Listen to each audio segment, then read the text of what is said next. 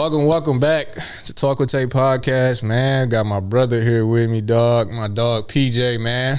Yes, sir. Yeah, Brody. My guy, appreciate you having me on, man. Sure, my man. You know, we always chop it up on about everything, bro. Always, off the man. cameras, bro. But it's been, some interesting life events that's happened in the last few years, bro. So definitely glad to have you on, man. You definitely one of the first people I thought of when I first launched this shit. So yeah, bro, I definitely appreciate you coming on, man. Yeah, for sure, man. It's a long time coming, for real. Like, we really, this should have happened a few weeks ago. You feel me? But facts. We grown, man. We got our stuff going. Shit be happening, man. Everything, Listen, man. if it ain't one thing, it's another. But shit, man. We here now. You know facts, what I mean? Facts. Appreciate you having me on. Always, Brody, for real. Hey, and low key, we supposed to. We talked about this shit a few years ago. Remember? We was like, man, we did. Start a podcast. We ain't know really what to how to get started. It was just like, but shit. Salute, bro. You figured it out, bro. You got something good, man. That shit, man. You got my full support, bro. Real for sure, man. Hell yeah, I appreciate it, bro. Always, man. I appreciate it for sure.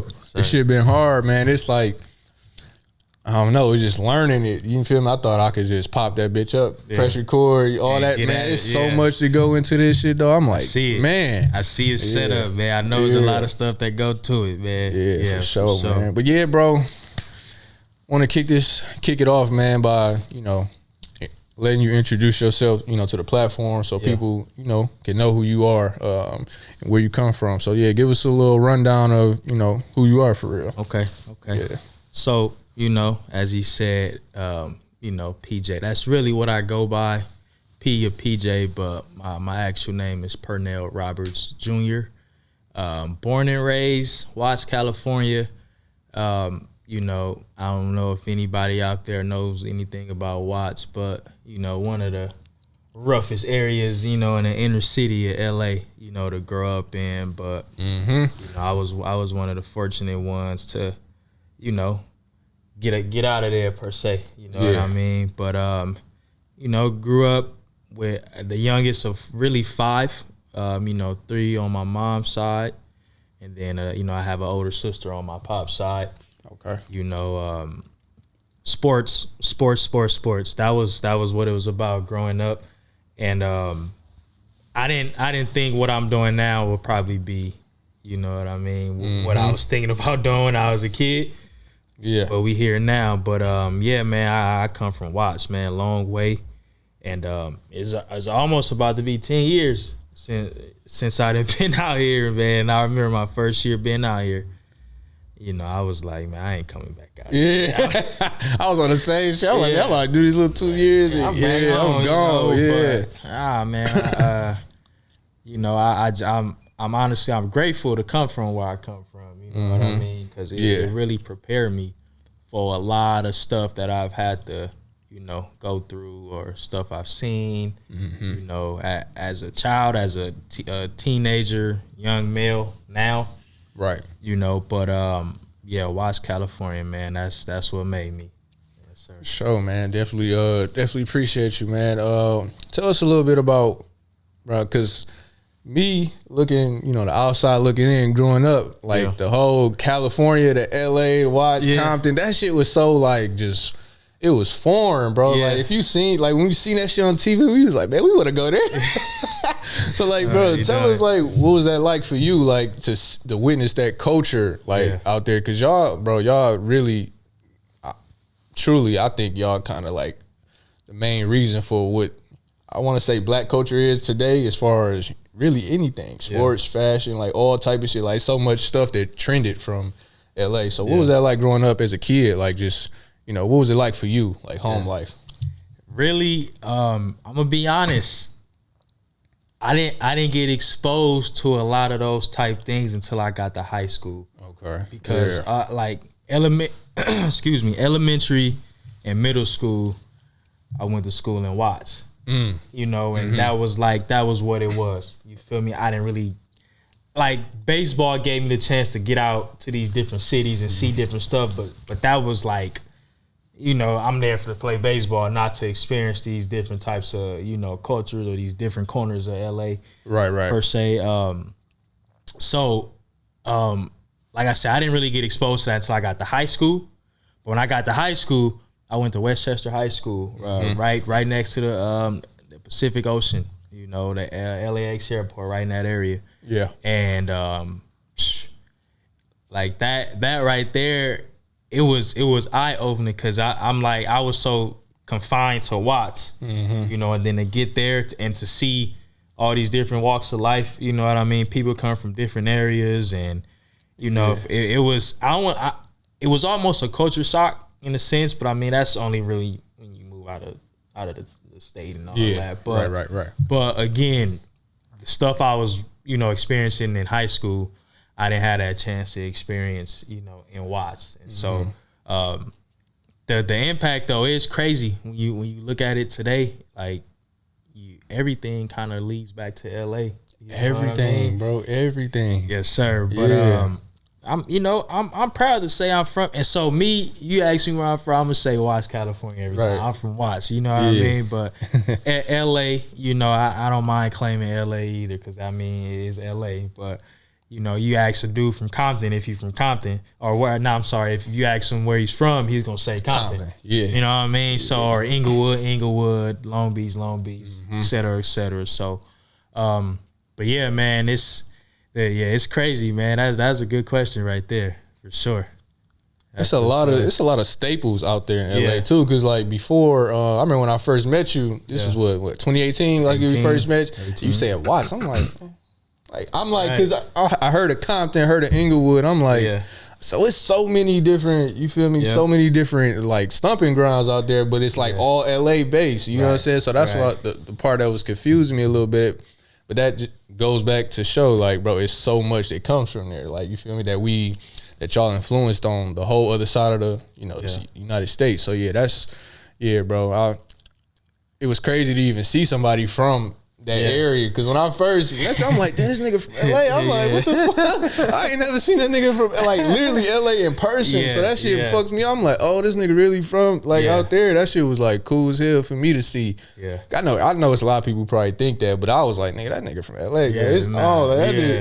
So and it's crazy because like when I say I'm from Watts, people always kind of look at me like, you know, and the first thing I say, I'm like, well, we right next door to Compton. You know what I mean? Yeah. So but like if you do some digging on Watts, man, you gonna find we got a lot of, you know, history. The Watts riots, you know what I mean? Watts Towers. We got, you know, celebs, you know, from Watts and whatnot. Facts. So it's definitely, you know, it's some rich history in Watts. You know what I mean? But again, we're not out there as much as these other cities. So is really, you know, the people gonna only tune into really what they looking at on the internet. Of course. You know what I mean? Right. So you gonna see Compton a lot more than you would see some about Watts or Long Beach, et cetera, et cetera. But it's really neck to neck, like next door type of thing. And you know, and I always say, watch the motherland. You know what I mean? Like shit, that's you know, that's home. Right, for sure, man. Yeah, definitely. Yeah, man, bro, that shit, it's amazing, bro, to meet people from LA, bro. After I met you, I started meeting a lot of people throughout life. Those from LA, I'm like, damn, y'all really exist on this motherfucker, man. But no, that shit, bro. So tell us about, tell us a little bit about home life for you. Like, you feel like what type of dynamic do you come from as far as like, you know, a family background? Honestly, man, I come from a smaller family. You know, my mom's side is probably a lot smaller than my dad's side, but we were all tight knit. You know what I mean? We like me and my siblings, we like all a few years apart, so it's not like a big age gap. You know what I mean? So, and for me, I got two older brothers, so I was able to you know, have somebody to follow around, and you know, and so both my older brothers, they always had a good head on their shoulders. You know, you kind of know my oldest brother, you know, and then my older brother, you know, they're both kind of, you know, and honestly, they were into the same things that I was into as far as like sports, video games, and, you know, that type of stuff. So, you know, being able to run, you know, behind them and hang with my big bros, like that was kind of one of the biggest things for me growing up. And then I can't forget about Big Sis, because honestly, Big Sis, both of my big sisters, you know, growing up, I was much tighter with, you know, my older sister. Yeah. And not to say I wasn't tight with my older sister, but we got different moms. Okay. So yeah. That's always different. It's always a little different, but you know, it was times where she did live, you know, with me, my siblings, and our dad, and so that's my dog right there. You know, we the two Roberts left. You know what I mean? So, but other than that, bro, I think I had everything I needed growing up. Like it was rough. We grew up like it was Watts. Like you walk out the door, you see certain shit, right? But we had a good backbone. Moms worked, you know what I mean, a lot, you know, and then Pops, he kind of kept us out the streets, you know what I mean, in terms of, you know, sports, just honestly, or just being with him, you know what I mean. So again, we were exposed to it because we lived right there in it. You know what I mean? See it every day. You couldn't help to see it, and you know, I have friends from the section, but you know, again, I was fortunate enough to have, you know, moms, pops, and then two older brothers to kind of steer me in the right way and show me the way, and you know, I feel like they did a pretty good job, bro. You know, what I mean? Absolutely, man. You know, I chop it up with you. We chop it up all the time, bro. But like, that's kind of, you know, like, you know, how I grew up, right? Like, I grew up in the projects, couldn't help but to see what the fuck going on. You know what I mean? Like, it's all type of shit in the house. As soon as you step outside, you feel me? All type of shit you see. So it's like, it's hard to like, I don't know. I feel like for most people, you say, you know, you feel like your parents, they did a good job of keeping you, steering you away, kind of shielding you, and I feel like the same too, because it was times when I was, you know, as a little kid, you curious, bro. You want to, you feel me? Like what y'all doing? Like a little fun, right? What y'all doing? But I always had everybody in my family was in the streets, but I had people that just shielded me away because I don't know, it's just like they knew I was different in a way or some shit. But like you said, I was into sports and shit too, and I used to be so amazed by the street shit, dog. Not necessarily the, you know, the active of it, but the money. I'm seeing all this shit. I'm like, man, you know what I mean? I'm like, man, I want this. Like, what you talking about? Like, but they just, I don't know. They just kind of kept me away from that. And then as I got older, even now to this day, I'm glad they did, bro. Like, because it ain't shit out there, man. But you know, death and jail. Literally, bro. That's true shit right there, man. And a lot of stress, a lot of mental issues. Like, bro, it's a lot. It's a lot that come with living in places like that, man. You know, like the pressure of getting out, or the pressure of, you know, steering clear of that stuff. You know, because it's tempting.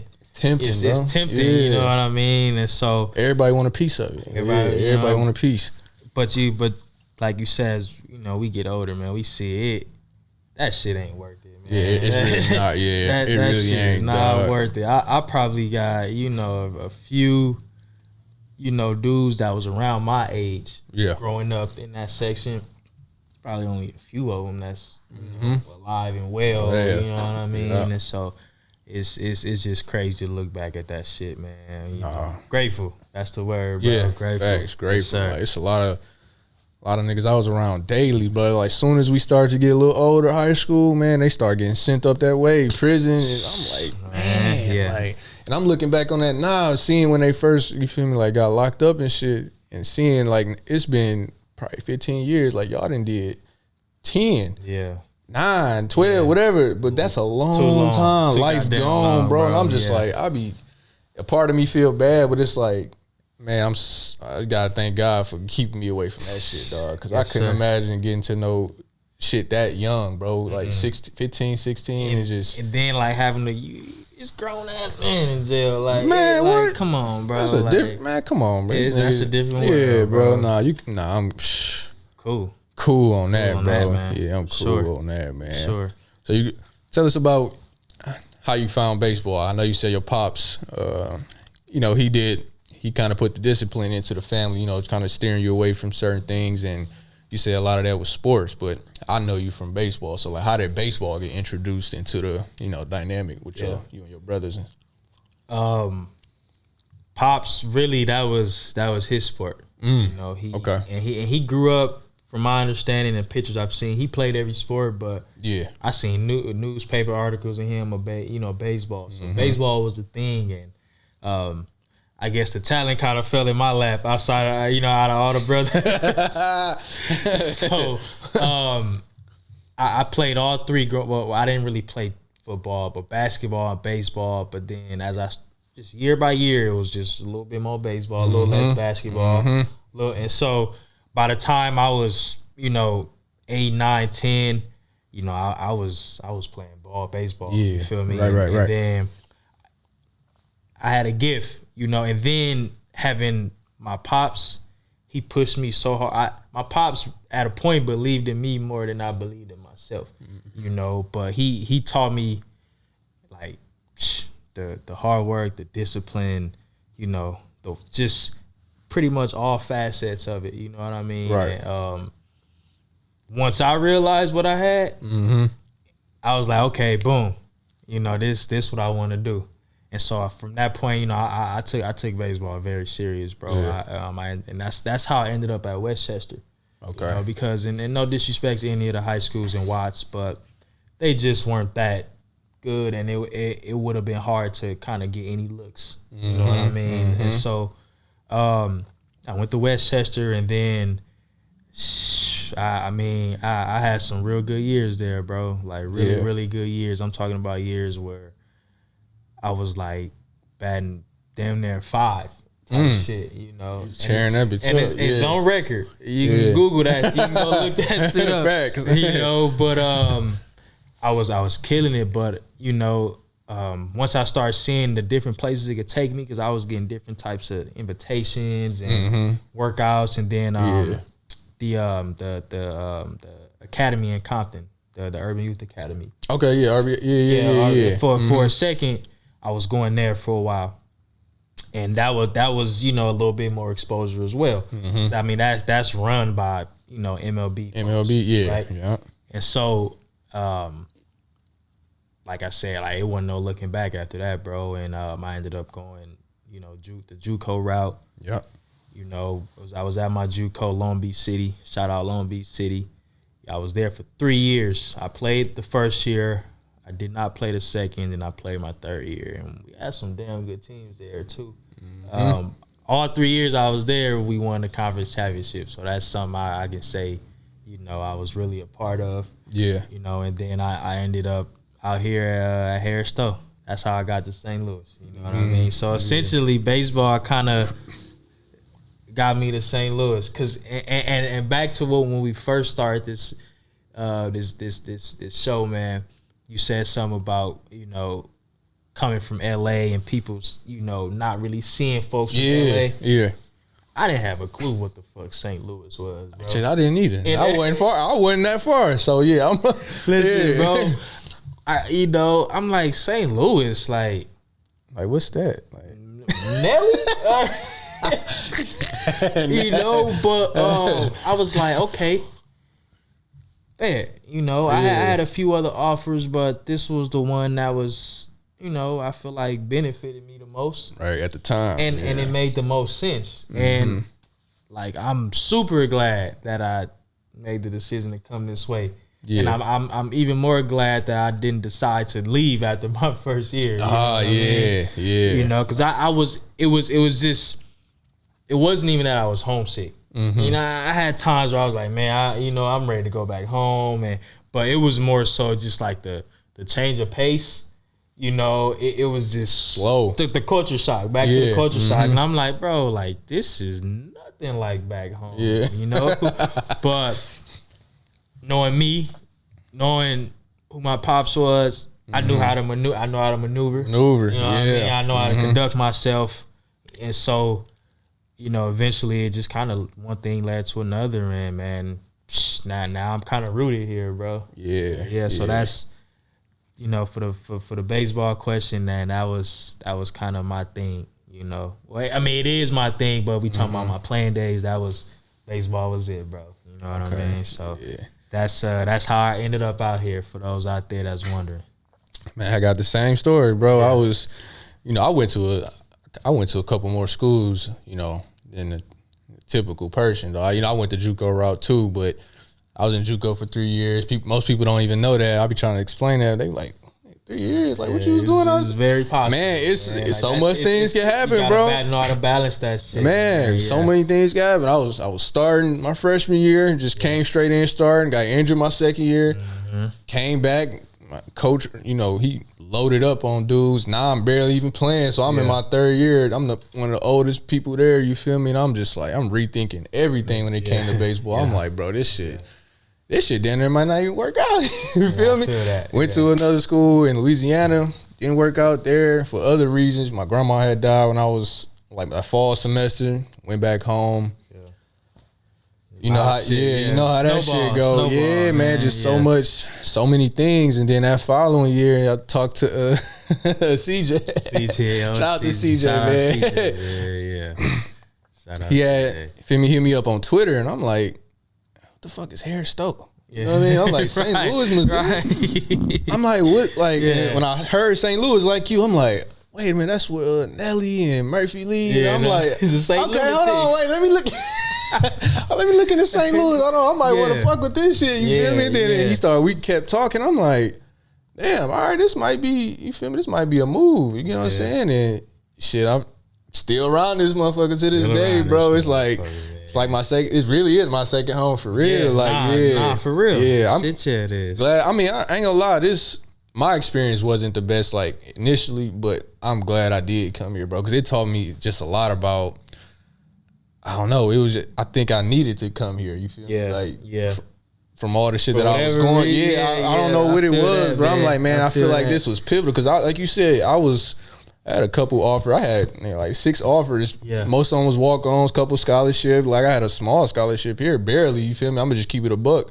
But I was a Pell Grant student, so I ain't really. And Stowe was cheap. Yeah, cheap as hell. I think. Shit. Yeah, that's another story. But I was like, man, this shit gonna work out for me. Then I came and I was like, man, it's cool, man. But then I was like, man, I'm ready to leave though. Yeah. Stayed.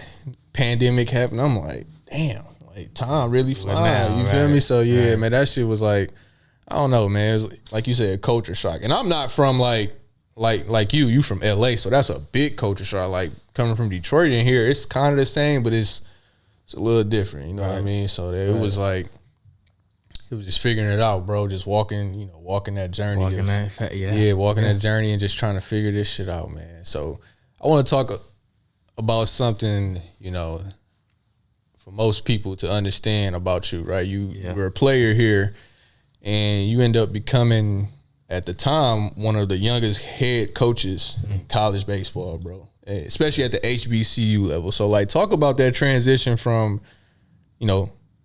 finishing and then not really, trying to figure out what career you want to take, because you had a different career path, you feel me, education, right? And then it kind of, you found your way back to coaching, then end up being, for what, I'll let you explain it, but the situation that happened, you end up getting an opportunity to become a head coach, bro. Talk about that, man.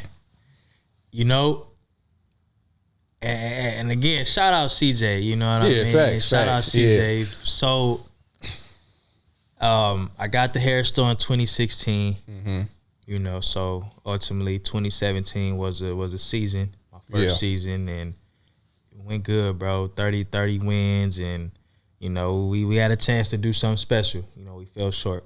Mm-hmm. Following year, spring 2018. Yeah, much better team than the previous year, and I think we kind of underachieved. Mm-hmm. And so, and we still had a 30-win season. So we had a really good team, bro. But once that was over with, like you said, education, that was, I knew I didn't want to be a teacher, right? But I knew I wanted to help, and I think I got that from my pops. You know, he was like, bro, he I could sit here all day and talk about the stuff. And this is not stuff I'm hearing, like I'm seeing this stuff, you know. He used to do all types of stuff, man. He used to go to crazy lengths for them kids that was on his teams. And so I'm seeing that up close. Yeah. And I'm like, man, like at the time, I didn't really understand it as a kid, you know.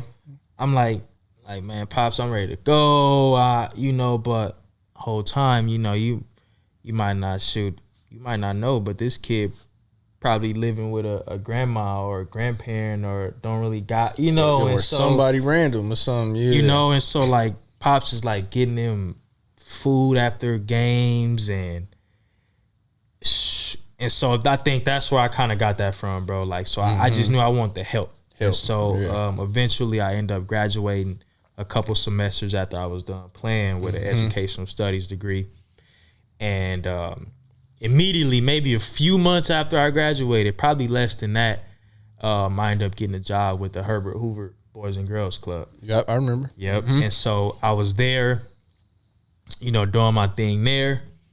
And then eventually I started, you know, alternating back and forth from there into Normandy High School. And then eventually I was just at Normandy. And so I was serving as a youth development professional, like a smaller social worker role in a sense. You know, I had my case studies and, you know, I was having to check in, you know, with these kids and their parents. And and so that was what I was into right after I graduated. Boom. Yeah. You know, and I knew, like I said, that was what I wanted to do. And then CJ ended up like kind of reaching out, because CJ and I we usually we'll talk, you know, whether it's once a month, right? That's how he was, you know. And so and it just so happened we come about on the conversation. I'm like, man, like, you know, I miss it. You know what I mean? If I can come out and help with the infielders, you know, because I was an infielder, right? And he welcomed me with open arms, and that kind of was like, that got the ball rolling. And, you know, the transition, bro, was crazy, because I think with me being so damn young, and I'm coaching up these dudes that's literally a couple years young. It might be some dudes here that's my age, right? And for me, it was just about bringing the experience back, you know, letting them know that I was on this field, you know, I played for this dude, you know what I mean? I walked these shoes before, you know. That game back. You know what I mean? So this is just me, you know, like you said, just putting it back into the atmosphere, right? And some stuff happened, you know what I mean? And, you know, CJ had to go his separate ways with the school. And, you know, I had a few people vouching for me, you know, to take over that spot. Yeah.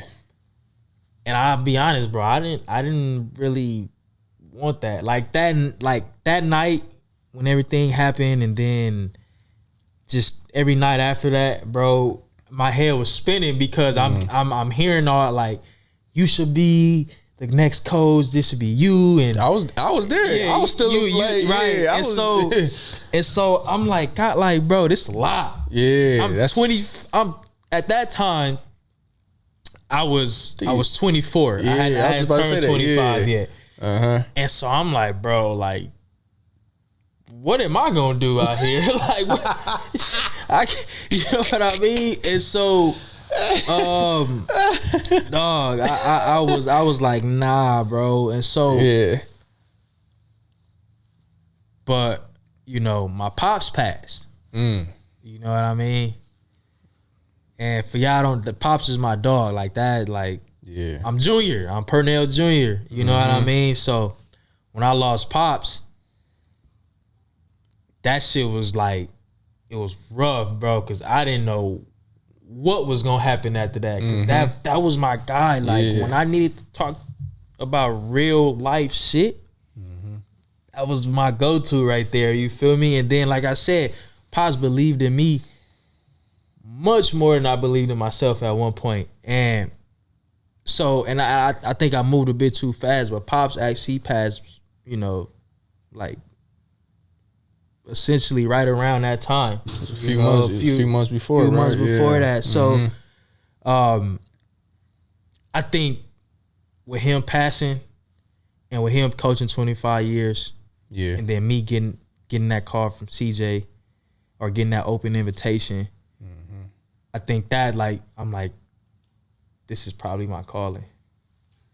You know what I mean? Yep. Like I'm like, like this is probably Pops living through me in a sense. Like, and it sucks because he'll never physically get to see me do this. Right. But on the flip side, if he was still alive, I don't think I will be doing this. You know what I mean? And so it's bittersweet as hell, bro. It's so fucking bittersweet, bro. And I'm already knowing, bro. That was like, if it weren't for me starting that coaching gig at 25, bro, I probably would have spiraled out of control, bro. Yeah, I wasn't eating, bro. It was a lot, you know, and so, but back to your question, the transition, it was crazy, but then I felt like I knew enough about the game, I've experienced enough about the game, right? I feel like every coach is gonna need years of you know, of getting to a certain level, or you know, so you just keep improving, right? And that was my whole thing, and like luckily enough that year I had a few guys that helped out. Then you got on board. Then I met Coach Tony, and you know what I mean. So press, but that transition, bro, that was one of the scariest parts of my life, because I'm like, I don't know too much about coaching a college team. I know about coaching, you know what I mean? I coach, but it's a little different. This is a different ball game right here. And I took on the challenge, bro. Yeah. You know, I took on the challenge, and I think this is happening for a reason, bro. I really think it is, man, because coaching was never in my future. I never wanted to coach, bro. It was either, you know, before it was baseball, and then once I started the education gig, I'm like, this me right here. You feel me? So, that transition was crazy, bro. I remember it like it's yesterday, though. That shit was, it just had, the way it happened was so, you know what I'm saying? I ain't gonna speak on that, but the way it happened, everybody was like, what the fuck going on? Like, this shit crazy. Man. Got blindsided. But yeah, man, I wanna go back a little bit, you know, when you speak about, you know, losing your pops, bro, because you touch on that happening a few months before, you know, this opportunity was presented to you, right? And now, like me, right, because, you know, we kind of got a similar experience, right? Like, I lost my mom right before graduation in the fall. Then I went straight to grad school to finish playing ball. So it was just like what is this, bro? Like that it's like a blur. That shit was so scary, bro. Because I'm like, this is what I want to do, but like this, I just lost everything, bro. Yeah. And it was like, man, like talk about like that transition up until like like your pop's transition, but like talk about what was those like initial emotions for you, like, and then leading up to getting that opportunity, because I know it was probably, like you say, it was scary, but it was also like, man, it's like something good in this too, and it's like that's a hard thing to cope with, like you know, to accept too, especially when it's a few months, bro. Like I was having a hard time. You ain't had no time. You ain't had no time to think about nothing, bro. So what was it like? What was it like for you if you never like ever spoke on it? Honestly, bro, I was in a bad space, bro. I didn't really. I just knew I couldn't sit on my ass, you know, and just let time pass by, right? You know, so that experience, bro, it was one of the worst. You know, I still got my moms, you know, and grateful for that, bro. But Pops, like, that was my dog. You know what I mean? Like, if you seen my Pops, you were going to see me. I was right next to him, and Man, bro, it was damn, bro. Shit, yeah, man. Yeah, I'm already knowing, bro. Oh, yeah, take your time, bro. I already know. Yeah, bro.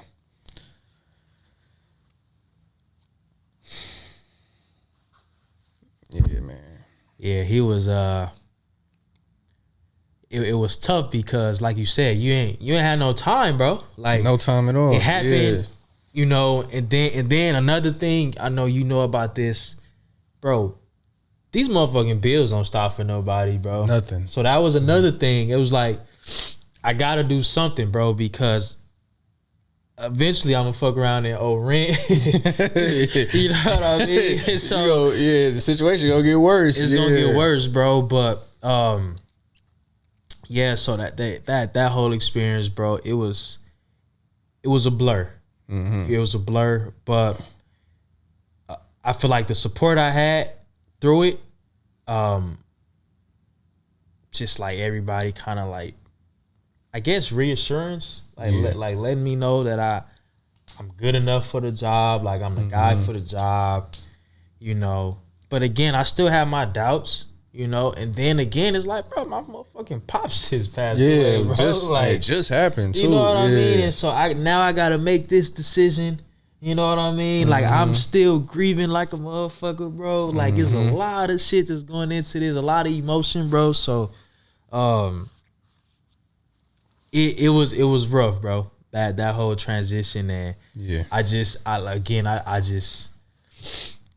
the support I had, you know, because I'm not, for another thing, I'm the only family member in this region. Every single one of my family members, they back on the West. Yeah. You know, so nothing really in arm's reach. You feel me? And so at that time, that's what I needed. You know what I mean? But again, bills. You know what I mean? That bills don't got feelings. Right. You know what I mean? So I had to, you know, I had to still do what I had to do.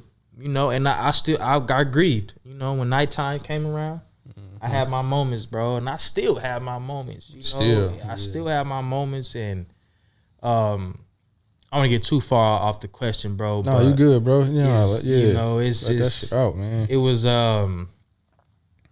shit, really the worst thing, bro, ever that I've ever had to experience, for sure. Facts, and like I've experienced some stuff, not like anything like too crazy, you know, family deaths, you know, but that took the cake, bro. You know, that was something like, you know, bro, your parents are superheroes, and like they supposed to live forever. Yeah, you know what I mean? Forever, bro. And to see, you know what I mean, pops, like,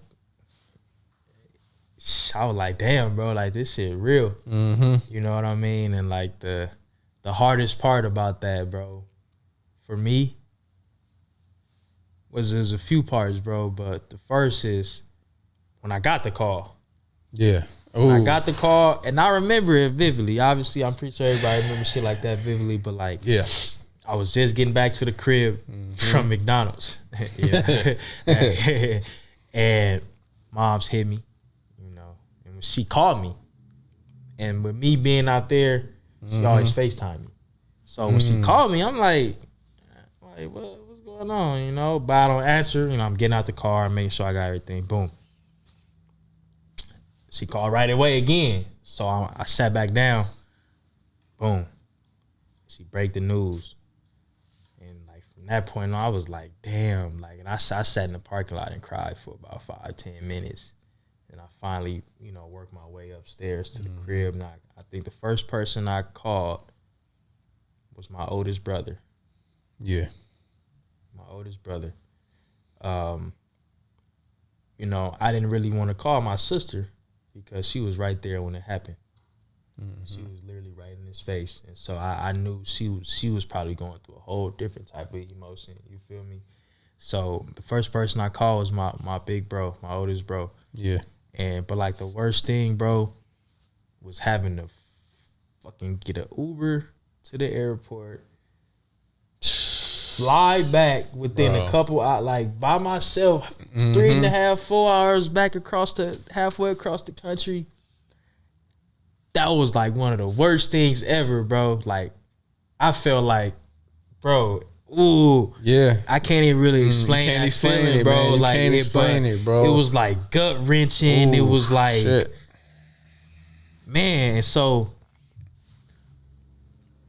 the second hardest part was walking in and seeing him on that fucking slab, bro. Like, you know what I mean? That's my boy right here, dog. Like, I'm looking at him like, you know, my auntie, my sister, my uncle. I'm looking, I'm like, and then it hit me, you know, and I broke down. And so, and then like closing the casket, that was like kind of like the reality. Like, I mean, you seen it on the slip, but when that moment, when you close the casket, because you, you gotta close it as a child. So me and my sister closed it together, bro. And like, I'm like, bro, I was like almost lifeless. I couldn't really even pull the shit down, bro. Like, I'm like, nah, bro. Like, what? I'm closing the casket on my dad, bro. Like, and so that, and then the last was seeing that shit go 6 feet under, bro. I'm looking at it, I'm like, that did it, man. I'm like, I ain't gonna see him ever again, bro. Like, never. Ever. You know what I mean? I'm not gonna be able to talk to him. You know, I can hear his voice, but that shit was the worst, bro. Yeah. And so, yeah, man, that, like, losing Pops, bro, that kind of shifted everything in my life. It shifted everything, bro. And you know, a lot of people don't really know it, but you know, there is one person out there, you know what I mean? She knows she is, but she, you know, it's been all right. You know what I mean? I've been in a better space, you know, and but again, you know, we gonna have our moments, bro. Facts, you know what I mean? facts.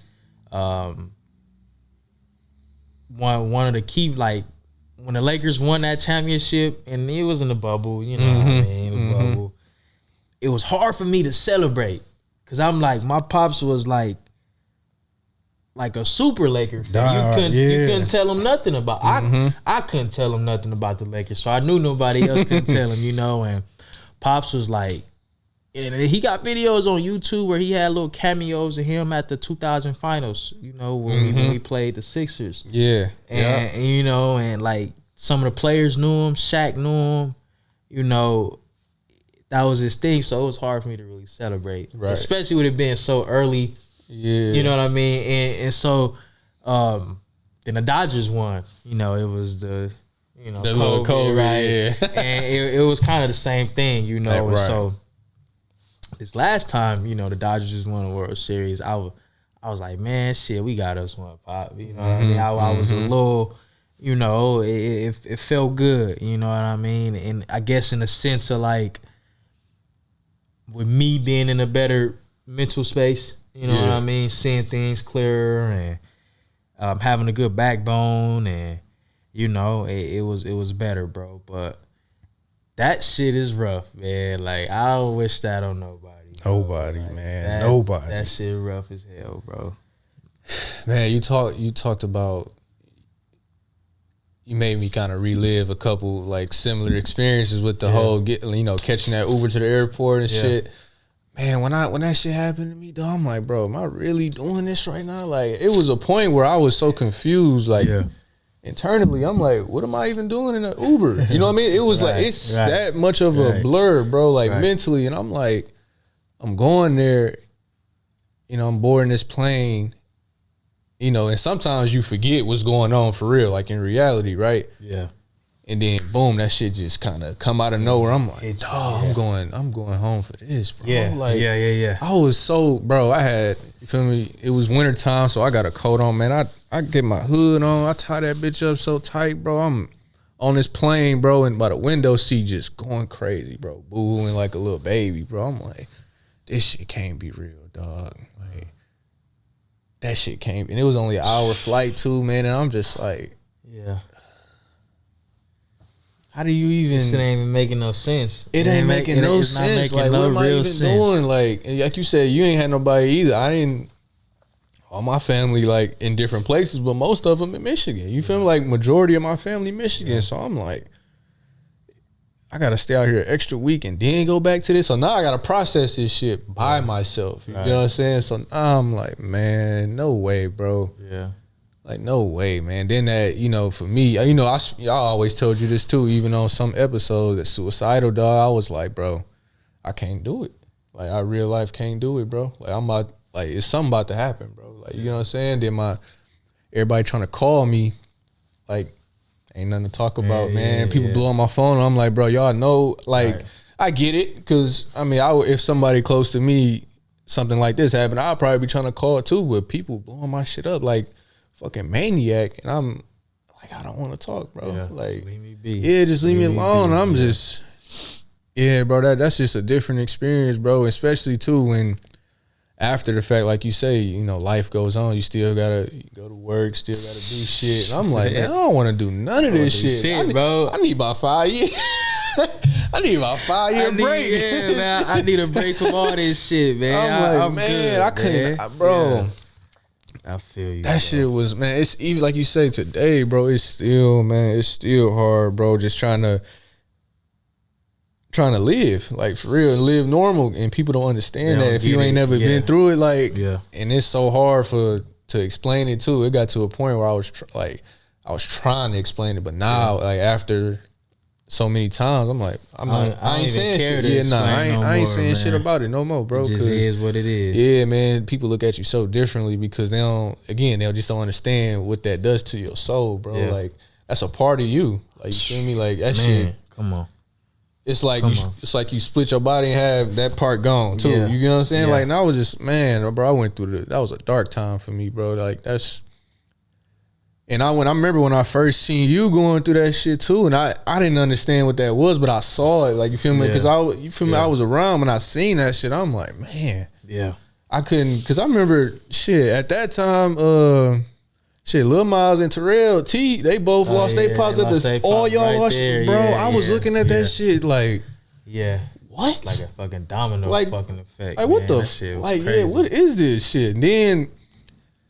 I guess again, I'm watching you go through that shit, and I'm just like, that shit hitting me hard, bro. Because my mom's still alive at this time, but she's sick, right? She's sick as hell, man. Like it's getting to that point, right? That's 2020, 2021. 21 is when it started to, you feel me? So I'm like, man, that whole year I was fucked up, bro. I ain't gonna lie to you. That's one of the reasons, because I was still playing when you took over, because of all the eligibility shit and all that. Yeah, you feel me? I know you remember. There's a time, nigga, I stopped showing up. I stopped showing up for probably 2 months. I came the last little end of the season. I'm just like, man, it's some shit going on. Bro. And then I went through that year. It got gradually worse. November come. Look, that's crazy that we sitting down talking about this, right? Because around this time, literally today is what, November 13th, bro? Yeah. This weekend was when it was like, okay, shit, you feel me? We about to get ready for this shit. So now that's crazy that I'm even talking about this right now, bro. So I remember that shit, and I'm just like, bro. What? Yeah, bro. That's you can't wrap your head around it. You can't, man. And ever. You would never. I feel like you never. And so one thing that, like, since I've been going through this, so since Pop's transitioned, I know you hate it too, man. Mm-hmm. Cliche ass shit. It get easy. It's gonna get easier. It's good, man. Shut the fuck up, bro. Ain't no easier, man. How is it gonna get easier? Like, what makes living without your parent easy? Nothing, bro. There's nothing fucking easy about that, But we grow. Yeah. We learn to deal with it, because and this is what I say to y'all folks out there who might be going through it or is going through it or is about to go through it. You got to go through the emotions. You have to go through, because here's the thing: you want to play that tough shit, man. It's not funny, but I'm just like, you want to play that tough shit, that tough shit gonna break you down. It's gonna break you down, man. So like, you gotta go through every emotion. You know, if you're going through something like this, every phase, you have to. You know, you gotta cry, you gotta laugh, you gotta reminisce. You know what I mean? You gotta do all of that, bro. And but trying to skate by and be tough and suppress it and mask it, and it's gonna make it worse. Yeah, I'm gonna just let you. It's gonna for sure make it worse. You gonna make it worse. Yeah. You gonna find some type of habit or something, man. You better sit and let that whatever come because and don't stop it. Yeah, bro. Don't stop it. Because for a while I did that for probably like 2 months, bro, and I was trying to, you feel me, tough it out. Man, that shit made it worse, bro. Yeah, made it worse, bro. Yeah. Dog. So you speaking facts, bro. You really gotta just go through that phase of just feeling how you feel, bro. Yeah. And I think the biggest thing about that is too, you gotta have the right people around you, bro. Right. If you got people that's like, I don't know, man, just you feel me, not too genuine or just you know, haven't really experienced it, it's gonna be hard for them. But like, it's gonna make you feel some type of way about who around you, bro, because they trying to put, you know, their opinions on it. But bro, you don't even know you what, don't know what the fuck you don't even know what this is. You don't know what so this is, man. So, yeah, bro. So for the people out there, you know, God forbid, you know, you got to go through it. You know? Right. But if you are, you just got to go through the emotions. You know, don't listen to all the cliche shit, because that's all it is. It's cliche. It really is. You know, it really is, man. It's nothing easy about, you know, and it don't have to be a parent. You know, it could be a sibling. You know, anybody close to you, your child, your best friend, sister, cousin. Like, you got to go through those emotions, man, and not let it eat at you. You know, because if you do, it's gonna have a full 5-star meal eating at you, man. Shit, for real. That shit ain't no joke, bro. It ain't, you know man. what I mean? It ain't, so, yeah, man. That's Pops was my dog, man. That's again, like I really wish he was here to see what I'm doing. You know what I mean? Like, cause he never I think the highest age group, or the oldest age group he coached, I think it was up to like 16, 17. Okay. You know? Yeah, so essentially, so like for us, or maybe even like 15, 16, but RBI. Okay. You know Yep. That was probably the oldest he went, and the youngest he went was T-ball. You know, so he didn't really want to get into I think my pops was a little bit too old school. You know, I don't think his style would have aligned with. They probably would have tried to get him fired or something. Yeah, it's too hard. Because you know, my pops was he was outspoken. Yeah, he was gonna say, you know what I mean, what he meant, what he felt, and he was unapologetic. You know what I mean, and he was a hard head. My pop, not like a kid type hard head. It was his version of hard head. It was his, you know what I mean? Like it was his way, you know, but he was, you know, he was open to hearing different shit. And I think like as I got older and I start to kind of experience different types of baseball and different methods and shit. When I was in school, the times I come home and visit, you know, I help him and I, you know, implement little stuff here and there, and like he be like, "What the like?" You know, he didn't really understand. I'm like, Pop, listen, bro. Like, you feel me? I'm not trying to change what you doing, but this is only gonna help him. That's all. Right, you know right. What I mean, but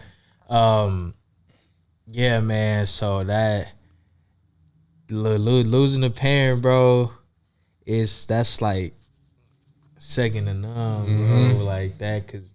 You know, it's forever for one, and then for two, like if you really had that type of relationship like we had with our parents, like it hurt down to the core, you know. And I don't really wish that. I don't wish that pain on nobody. Man. You know what I mean? But you know, life. Yeah. There's only a couple things guaranteed, bro. You know, so. we just gotta do what we gotta do while we here, you know, and make the best impact.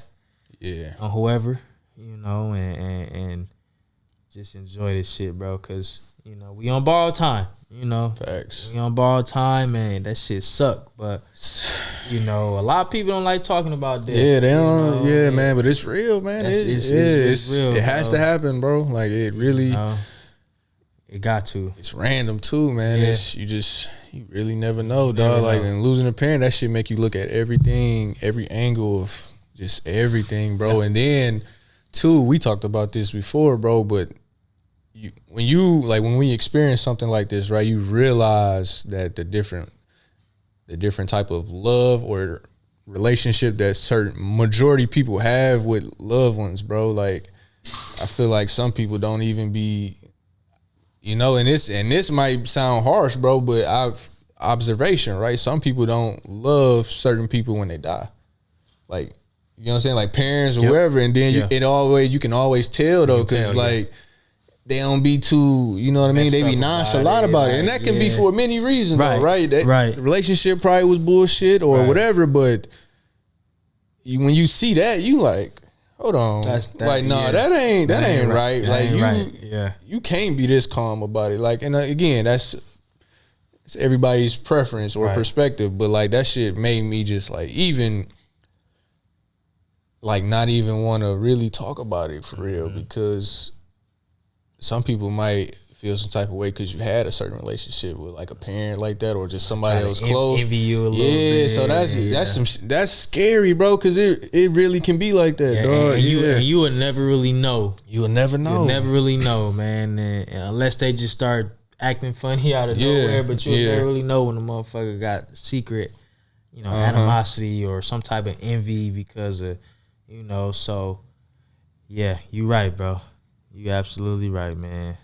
You wanna know something that's crazy? I just thought about this too. Like, you feel when I lost my mom, right?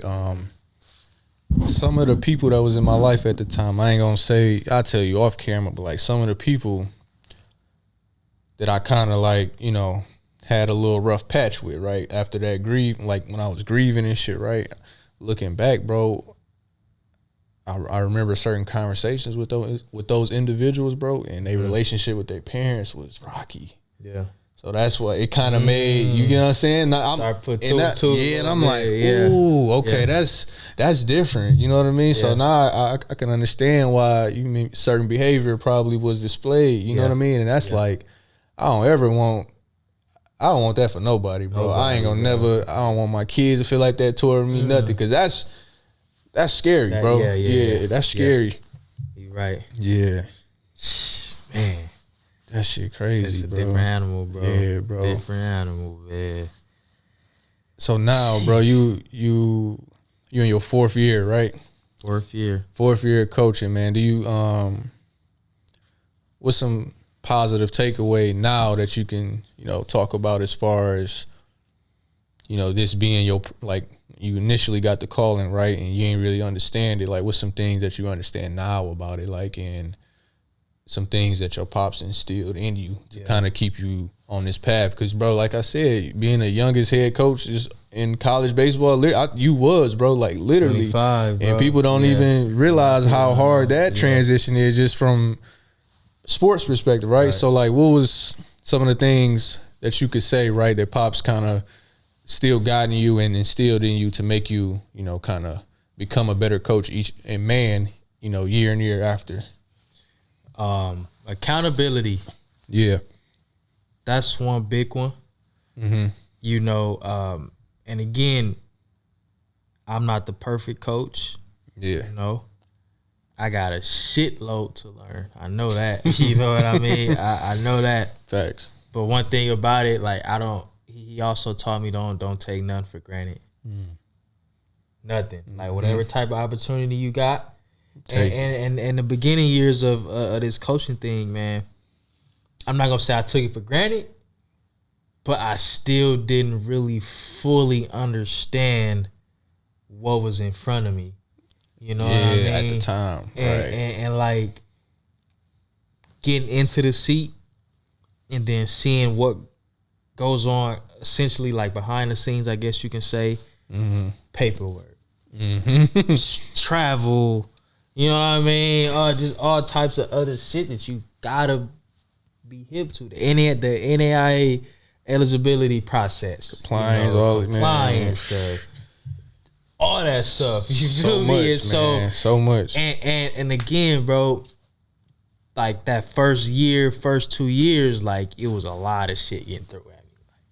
And not even baseball wise, just like stuff I needed to know about the NAIA, you know what I mean? And so it was just a lot, man. And I was a little overwhelmed for sure. I was definitely overwhelmed, but I think Pops and then just being from where I'm from, bro, like that kind of, it prepared me to face shit like this. You know what I mean? Right. In terms of it being, a tougher task,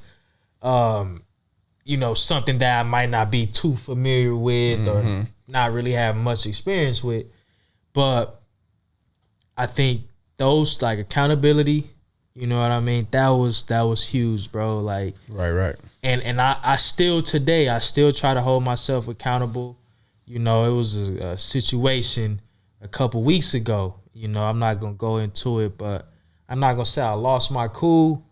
But I kind of like just had to walk off and blow the steam off, and I had to remember. I'm like, I can't really do that, bro. Like I gotta be able to just channel that, and stay locked into my guys and the team. And I end up sending my the team a message and a couple of the our leaders. I'm like, look, that's my bad. If I want y'all to be better and be better leaders and better men, like I can't be having little hissy fits and like walk like cause like looking back, I'm like that, cause that's not even me.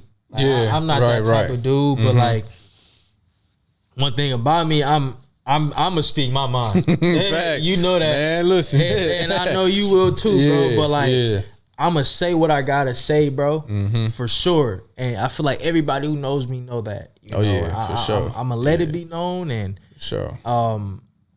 But again, accountability for sure.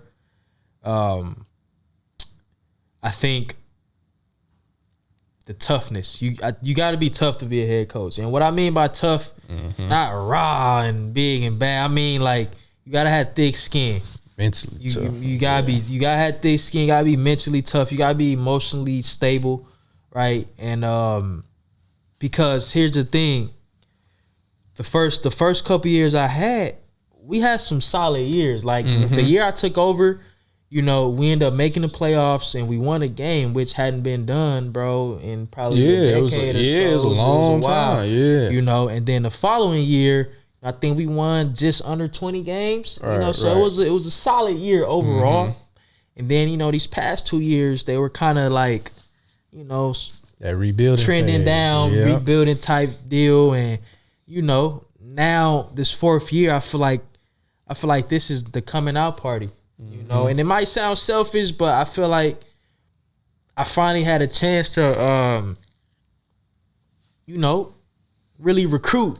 Right. A whole team, not just to fill in little spots, pieces, because that was CJ's team, and so CJ has his way of coaching and his style and his preference of players, right, and I have mine, and that's no slight to those squads, because ultimately, bro, looking back, like they could have been like, man, this motherfucker 25, like, bro, we about to play. Like, what the fuck do he know? They could have jumped ship on me fast. Yeah, that's facts. Yeah. And I couldn't have said anything. I could have tried to reel him back in, but at the end of the day, I'm 25.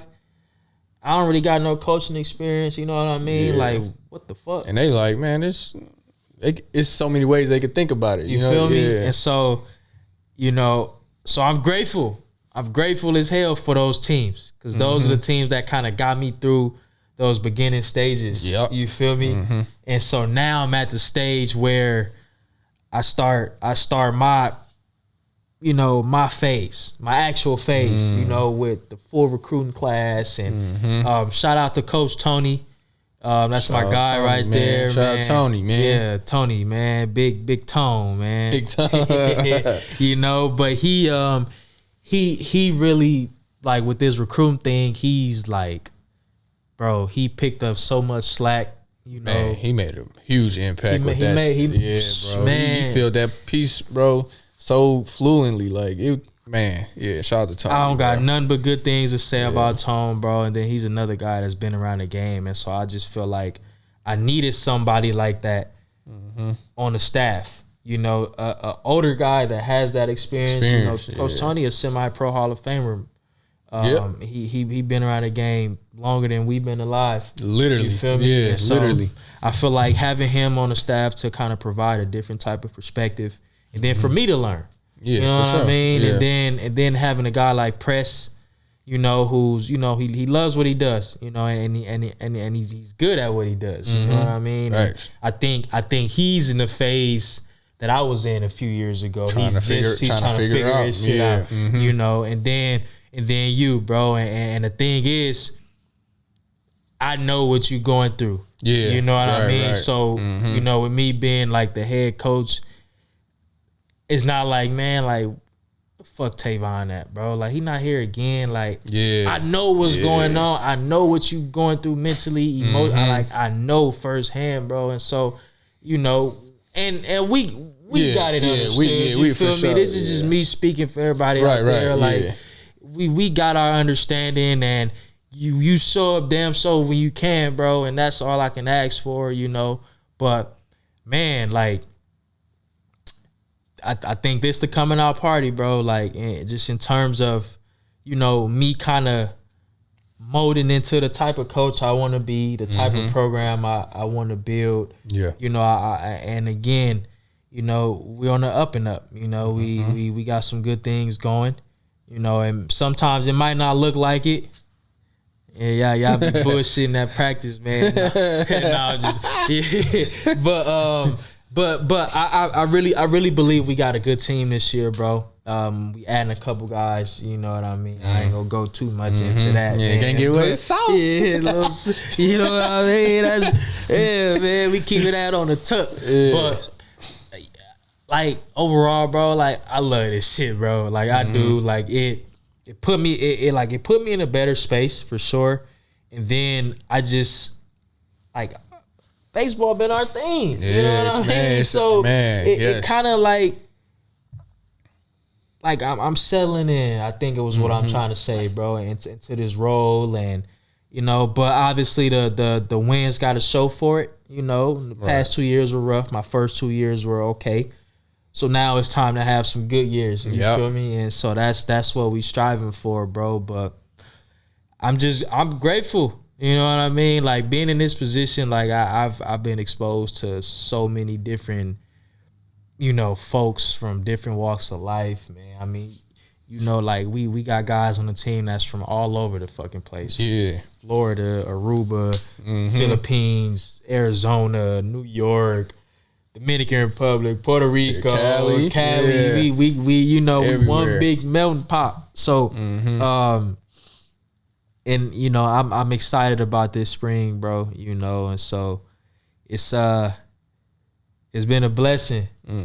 You know, and again, it just in the back of my head, bro. I wish Pops was here to see this shit, bro. Yeah. Like, that's that, and I know he won't. I know he can't come back, but like, that'll complete everying, bro. Because it's always gonna be that fucking missing piece. Always, you know what I mean? It's like that boy, you know, like that. And so, and another cliche I hate, he's watching you from up above. Like, I get it. Yeah, I get it. But like, come on, man. That ain't helping right now. I mean? That ain't helping, bro. I want to be able to touch him, hug him, and shake his hand, and shoot the shit with him, and you know, square up with him and see if I can, you know what I mean? That's what I want to do, bro. Right. But I can't, you know, so I'm always have that feeling, but at least I know, you know, I'm good. You know, my big sister, his first kid is good. Yep. Shout out to Nell. So, you know, it's cool, bro. You know, I love this shit, man, and I appreciate y'all, bro, the coaches, you know, because when I was doing this shit by myself that first year, like, I had spot help. It wasn't consistent. Yeah, I remember, yeah. And so, like, that shit was hard. I didn't really know about writing practice plans and all that shit, bro. And like, so much to learn. Yeah. And so back then I was a prideful motherfucker. I'm still kind of prideful, but I'm mature enough to get past it. You know what I mean? And so now it's like, I'm open to it. Let me know it. But if I don't fuck with it, I mean, I don't fuck with it. Yeah. I'm gonna let you know, like, no. Right. Just like that. You feel me? But yeah, bro, I've learned a lot, man. Yeah. It's been, you know, ups and downs, but like the overall experience, you know, it's been a good one, bro. Hell yeah. Definitely, man. It's definitely, you know, good to hear you speak about these things now, bro. Cause it's like you say, bro, we watch each other go through this shit for the last few years, bro, and just, you know, kind of to see where your headspace is now about it, bro. I'm just glad for you, bro, for real, bro. You know, you my dog for sure, man. It's just good to see you like that, man. And again, bro, I'm, you know, just to talk about a little baseball real quick before we wrap up, man. I really wish I could do this shit in like full time, bro. Like, cause that's at the end, like, this is what I look like. Baseball is what I love, bro. But like, I be, man, again, we know we talk off camera and shit, bro. But I be like, man, bro, I want to be there right now, bro. Yeah. But working in the mornings, that shit is like throw the whole thing. I'm like, oh my God, I'm already knowing, bro. And so, and I feel like that's another thing, bro. I'm understanding, like, and like, I know Harris Stowe not paying y'all bills. You know what I mean? Y'all not, they not paying y'all. Not at all. I know, like, Tony, it's off the love. Tony's a grown ass man. He has his wife. He has his house. You know what I mean? His grandkids now. Yeah. You know, I know they digging in his pockets now, man. but you know, press. I know y'all got other like, and this might sound crazy, y'all out here, but they get it. This is my job. Yeah, like, this is what I get paid for. Right. I have to be here. You know what I mean?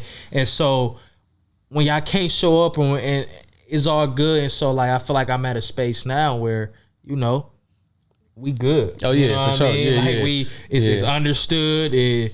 All it is communication. You know what I mean? And you know that's it, bro. But like I'm grateful, bro. Like, cause like you said, at first I was prideful. I'm like, man, like shit, I'm hitting IO, I'm writing a lineup, I'm doing this, I'm doing that, and I'm like, nah, this ain't how it's supposed to go, bro. Like, I think, cause CJ was so good at that shit, like being able to get a lot of shit done, and I'm seeing it, like just in terms of like, you know, like the practices and then the behind the scenes work and like he didn't really like the assistant coaches we had at the time weren't like there 24/7. It's kind of similar to you guys. I remember, they was just like, cause he pretty much did everything. You know, and so I think I kind of just got a little bit of taste of that.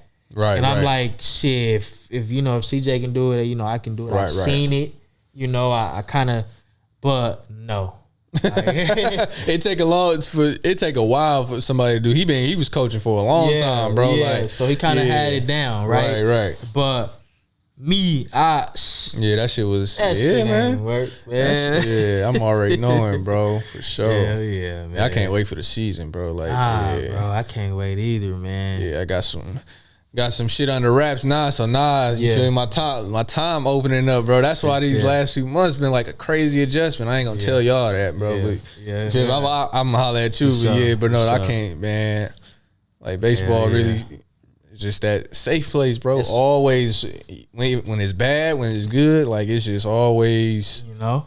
It makes life easier, dog. I don't know what it is. Go out there and just kind of just let your hair down, and you kind of just, you know, and I'm able to do this at home too. Yeah, you know, and you know, I got my dog, I got my, you know, my significant other.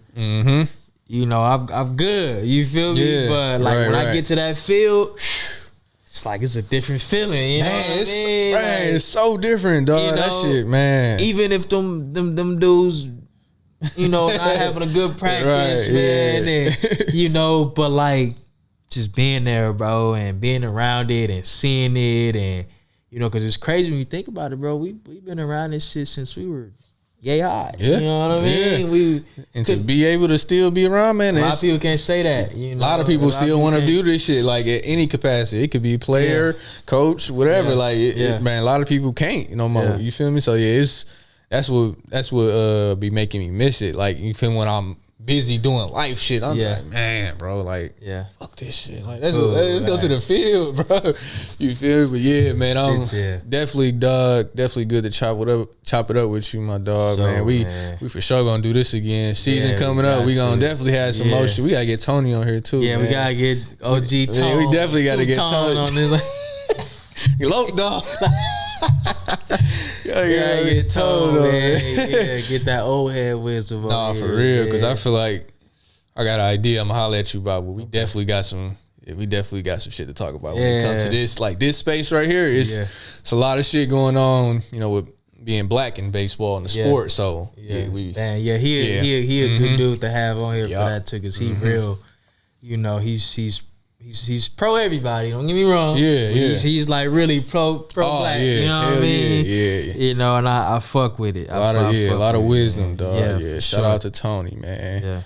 Man, you got any closing thoughts, man? You want to tell anybody, you know, just about, you know, summing up you being a black man and being able to, you know, live through these emotions, bro, and really talk about this shit and how it can help? So what I'll say, if you need help, get you some help. You know what I mean? Don't try to, if you're not able, don't try to attack it by yourself. You know what I mean? Because shit of this magnitude, you need some support. You need it. Whether it's a little or a lot, but you know, you need something.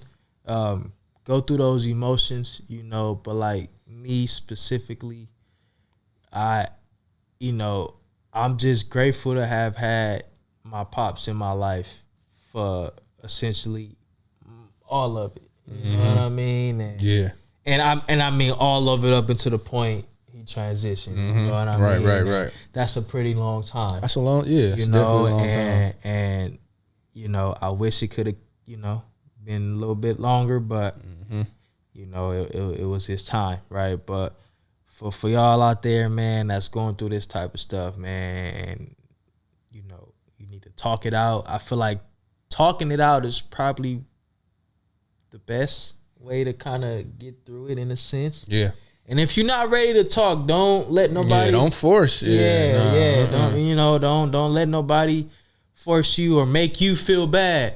Yeah. Because you're not ready to talk, or you don't. Please. Because at the end of the day, you gotta go through this. They don't have to go through it, you know. And if you got a person that's being inconsiderate and trying to make you feel bad or flip the script, and you want to leave them alone. Facts. You know please, I mean? You please leave them alone, man. You know, please, because it is there's no true or pure intentions. Nah, and that's gonna turn into some very negative. Don't do that at all. Yeah, for sure. Yeah, but I think, you know, just go through the emotions, man. Yeah, you know, for y'all out there, you have to go through the emotions, and you know it's not gonna get easier. It's not. So don't believe when people tell you it's gonna get easier. Now, if it's, I feel like, and you let me know. I feel like if you feel like it gets easier, then I just feel like you might not have had that good of a relationship, or you might not have loved them enough, or I don't know. And I'm not trying to put certain shit into the universe, right. But y'all got two walking testimonies right here that it does not get easier. You know, you learn how to deal with it. You grow with it. And again, like my guy right here just said, man, get you some type of hobby. You know, something that calms you, that soothes you. You know what I mean? And I feel like stick with it. You know, until you feel like, you know, you can spread your wings a little more. You know what I mean? But don't feel bad because you grieving, or don't at all, bro. Please, man. Bro. I don't go fuck who it is, bro. Don't feel bad for that, dog, because it's like he say, it's you that's going through it. Nobody else feel these emotions, bro. Nobody else know what it's like. So if you get that type of feedback or response from people, you gotta separate it. You just gotta separate it, bro. Because I know y'all see us here talking about it now, but y'all don't even know, bro. This shit took 4 years, bro. Literally, like we've been talking about. We talk all the time, but like this the most we've ever went into detail for real. Like if I'm really if really had a conversation, it is like the first real, like because we both going through it. We both see each other, and it's so hard, bro. So you got to understand, it's gonna take a while for you to even be to process everything, bro. So just take your time, bro. That's all I really gotta say, man. Take your time with this, bro. It's not easy, dog, and it's gonna come in different ways, and you're gonna second guess yourself. You're gonna question a lot of shit, but bro, take that time, use that time wisely, and that's really it, dog. That's it, bro. But other than that, man, shit, bro, I appreciate you, man. For sure, man. This was long overdue, bro. Man. But this was the first of many, man. And shit, just let me know, bro. And I'm always open to come support my guy. You know what I mean? Because we talked about starting this shit together. Y'all don't know that. We talked about 3 years ago together, man. But obviously life kind of took us on our own paths, and this was his more so his lane. Right. And I got into the coaching industry, which he is too, but this is my primary. But you got a good thing going, bro, man. It's crazy to see it now because again, right. Like we were talking, we didn't have a clue. Like we were like, man, like we might have to holler at my brother, like see how, but man, to walk in here, bro, to see this, because I was always tuned in to the Instagram, right, but to be in here to see this shit, man, and that's what's up, bro. This shit hard, man. I fuck with appreciate it, man. It's all love with me, bro. Yes, sir. For sure, my God, man. Always. And I appreciate y'all tapping in, man. It's another episode of Talk With Tay, featuring my guy PJ, man. We out, man. Get that shit, my guy. My guy. That's gonna run you about $13. $13. He said $13. The Spanish guy.